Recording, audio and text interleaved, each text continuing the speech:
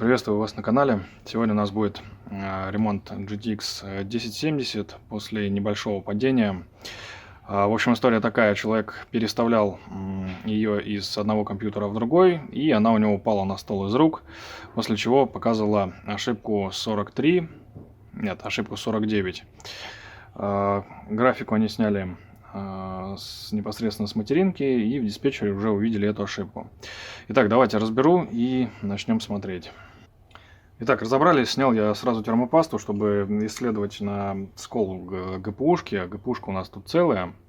Никаких сколов таких видимых нету. Вообще, о чем нам ошибка 49 говорит? О том, что у нас какие-то неисправности именно с ГПУшкой. То есть у нее нету либо связи с PCI, либо нету связи с памяти. Вставлять я ее в тестовый стенд пока не вставлял. Будем сейчас сначала прозванивать, а потом уже будем делать какие-то выводы, вставлять нам ее, не вставлять, или что нам делать дальше. Переходя к прозвонке, посмотрим все силовые линии, на всякий случай. Мало ли что ударника могло отколоться. Так, на всякий случай. Просто чтобы быть более-менее уверенным.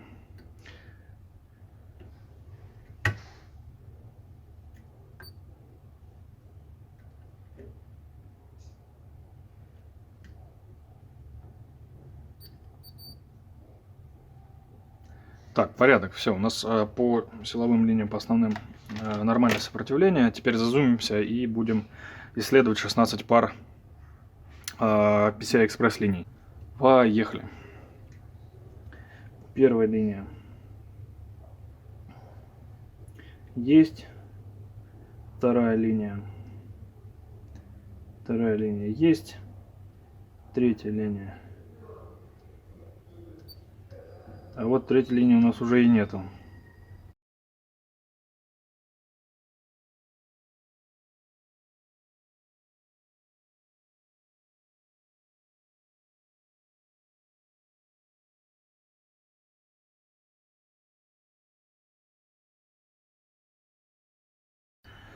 Ну что, мы выяснили, что третьей линии у нас нету. Из-за этого карточка, в принципе, и не заводится, скорее всего.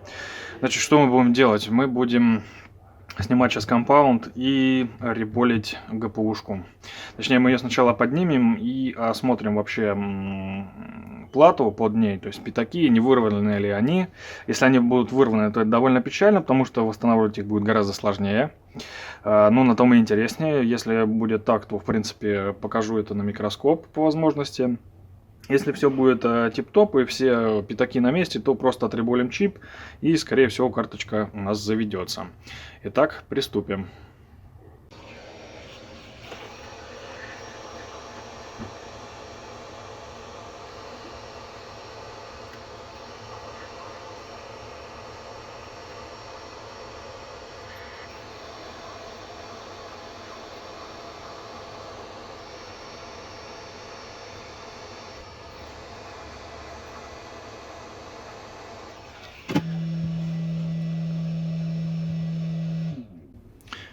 Так, nice, компаунд содрали. Это асусовский мягенький поддатливый компаунд, не то что красный там или черный, или нововский.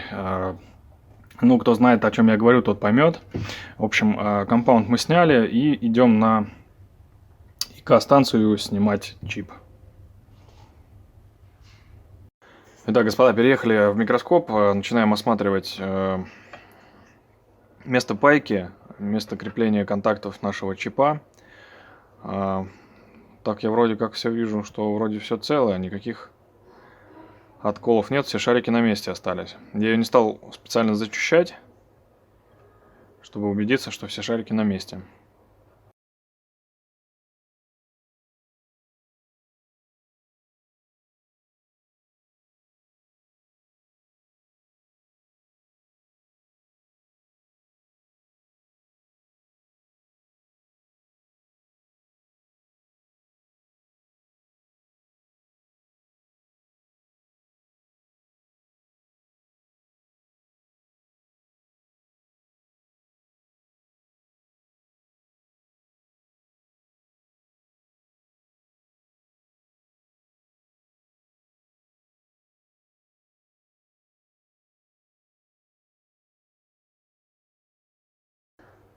Итак, все, мы убедились, что все шарики на месте, значит, будем приступать к реболу чипа. Так, переходим к самой нудной части данного видео. Чипок нам надо отреболить. Я, конечно, примерно показывал, когда память катал, как это делается. Ну, в принципе, чип я еще не катал, так что поэтому покажу, что нам для этого потребуется. Тазик, как и раньше, значит, одноименный трафаретик, который заказывал у китайских друзей. Сейчас покажу маркировку, если увидит камера. Да, вот ГП 104-401. Он подходит как и для 1080, так и для 1070. Ну, в общем, все чипы, которые в эту категорию попадают, он такой довольно универсальный. Откатал я от него, наверное, чипов 100, может быть, ну, плюс-минус, в общем. Так его немножко повело. Брал, кстати, за 2 сотки. Вообще доволен покупкой. Наверное, надо уже новый заказывать, потому что этот, но все-таки есть на нем уже немножко такое вот искажение. На камеру, конечно, не передать, но глазами видно. Так, давайте приступать. Поехали.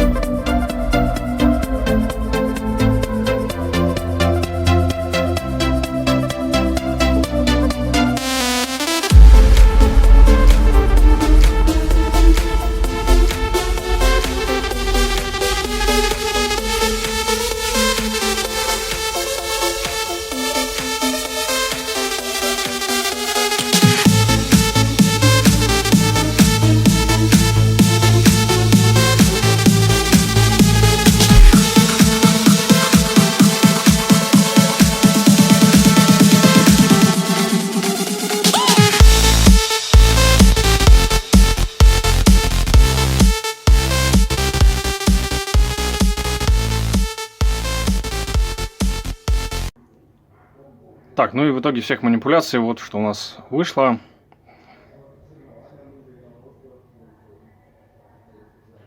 Все шарики на месте. И погнали припаивать. Так, приступаем к установке. Плату еще чуть-чуть оцентруем.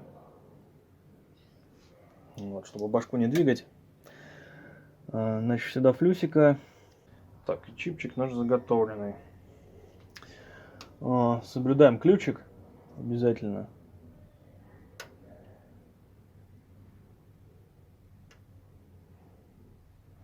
Так.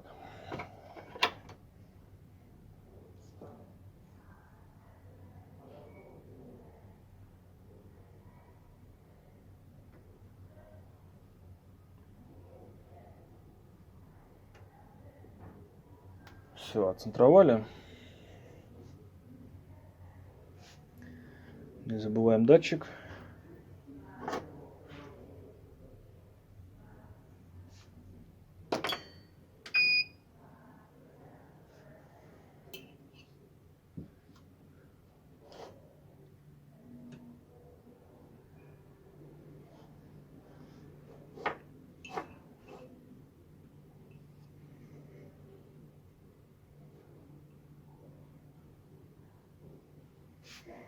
Так, отлично. Ну и ждем нижнего подогрева.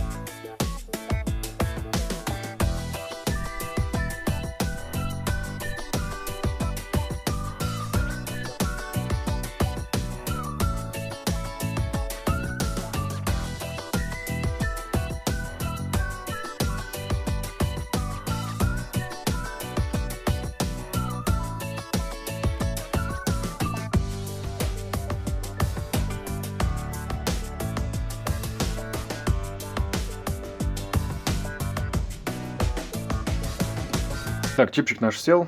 Пока анализы не стал убирать, сейчас проверим, все ли на месте. Я хочу проверить эту связь третьей линии PCI, восстановилась она у нас или нет. Ну, я думаю, что восстановилась. Так. Раз, два, три. Вот она. Да, все замечательно. Связь восстановилась, поэтому можно потихоньку переезжать к тестовому стенду. Если даст изображение, то значит, все зачистим, по-человечески все соберем и будем тестировать. Так, тестовый стенд у нас присобран.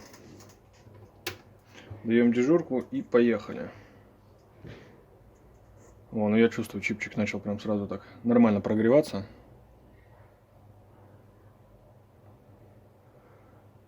Оп, и картинка у нас появилась. Замечательно.